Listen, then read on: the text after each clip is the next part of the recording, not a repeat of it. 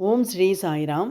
பகவான் ஸ்ரீ சத்யசாய் பாபா அஷ்டோத்திரத்தில் 94வது திருநாமம் ஓம் ஸ்ரீ சாயி சாதுமானச சோபிதாய நமக என்பது. சாதுக்களின் உள் ஒளியை பிரகாசிக்கச் செய்பவரை வணங்குகிறேன் என்று இதற்கு பொருள். சாதுக்கள் என்றால் யார்? பகவான் பாபாவை பொறுத்தவரை துறவி கோலத்தில் இருப்பவர்கள் சாதுக்கள் கிடையாது.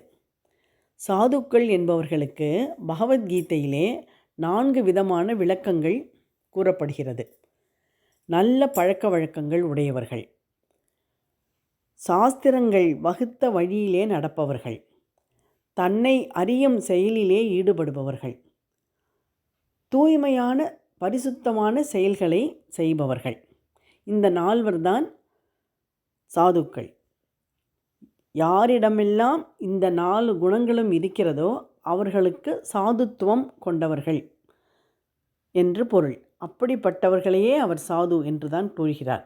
அப்படிப்பட்ட அந்த நல்ல குணங்கள் கொண்டவர்களை அவர்களுடைய உள் ஒளியை பிரகாசிக்கச் செய்கிறார். அவரை வணங்குகிறேன். ஓம் ஸ்ரீ சாயி சாது மானச சோபிதாய நமக.